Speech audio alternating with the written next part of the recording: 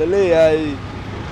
Somaliland, Puntland, Jubbaland, Laanland, Koonfurland, Galmudugland,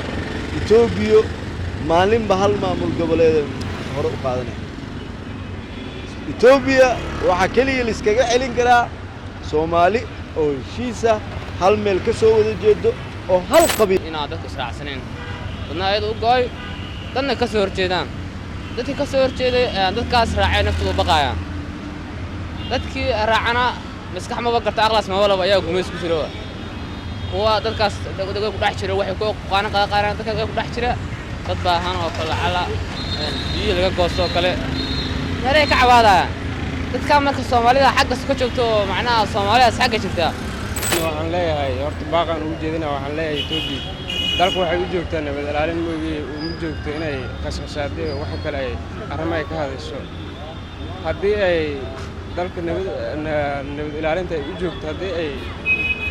ka qayb qaadan karin waxaan leeyahay xuduudda ka dhaafto ka bacdo aan leeyahay shacabka ku dhaqan caasimada magaalada Muqdisho ayaa si adag ugu hadlay dagaalkii shalay ka dhacay degmada Doolow ee gobolka Gadow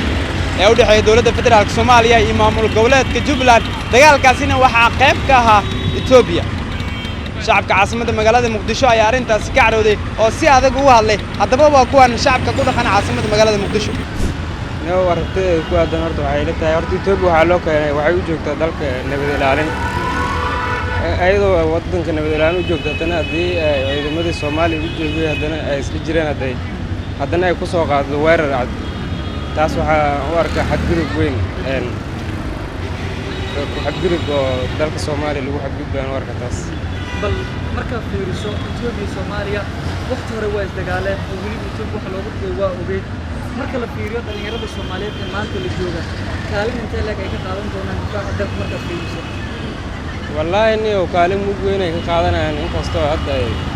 dhalinyarada ay si darugeysan laakiin waa dalka caadi difaaciisa way ka qayb qaadanayaan insha Allah inta badan hadda waxa dalka difaacay waa dhalinyarada Soomaaliyeed Itoobiya waxaan leeyahay horta baaqan ugu jeedina waxaan leeyahay Itoobiya dalku waxay u joogtaa nabad ilaalin mooyee u joogto inay qashqashaadii wax kale ay arrimo ay ka hadasho haddii ay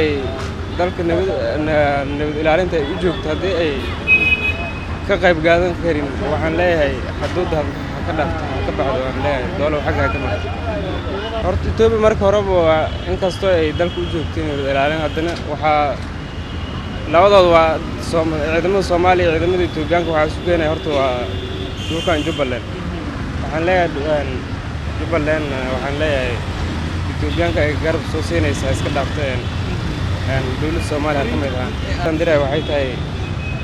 dalkan nabada lagu wada joogo Itoobiya nabad ilaalin u joogtaa nabad ilaalinteeda u joogto Soomaalina waa ku dhow saaxiib ana magaceeda Cabdishakuur Daahir sidoo aragtaa Itoobiya waxay duulaan ku tahay Soomaaliya waxaana xadgudub ku sameysay madaxbannaanideeda shalay markii Doolow ay dagaal ku soo qaaday ciidamada halkaas ku sugan ee kuleysay sidoo aragtaa aniga Itoobiya waxaan u jeedaa Soomaaliya waxay takrito aragtay waa ninka raggaadi doqol lagu arko Suudaan laga yeelaa Soomaan Itoobiya waxa macnaha waxa iskeenaya in carada macnaha Soomaalida ay wadamada ku xabadiso waxa keenaya dalka waxa ka jira aragtay haddana wadada waxa ka jira siyaasada dalka Soomaaliyeed waxa aragtay inaa dadku israacsaneen dadna ayadu u gooy dadna ka soo horjeedaan dadkii ka soo horjeeday dadkaas raacay naftooda baqayaan Soomaaliland TV aad magaca ku bilaabay magacaygu waa Duulane waana ku dhawaad sidoo aragtaa Itoobiya waxay xadgudub ku sameysay dawladda federaalka Soomaaliya waxaana dagaal la gashay ciidanka ka tirsan dawladda federaalka Soomaaliya iyadoo Ankara heshiis ay kula saxeexatay Itoobiya sideeda Soomaali heshiis lama gashay ciyaaray wadaan marka aragtideeda hadaa ka dhiibto waa xadgudub Itoobiyana mar walba Soomaali way ku soo xadgudubtaa Itoobiyana ma ogtahay qofkii wadanka ay kugu yimaado ama kugu soo farageliyo iska celi suurada waxaana kaliya Itoobiya la iskaga celin karaa Soomaali oo hal ah oo heshiis ah geeska gees Soomaali waa inay Itoobiya u midoobaan markaas waa la iska celin karaa laakiin intiiba Soomaali oo xaafad loo kala baxayo oo la leeyahay Somaliland, Puntland, Jubbaland, Laanland, Koonfurland, Galmudugland, Itoobiya maalinba hal maamul goboleed hore u qaadanaya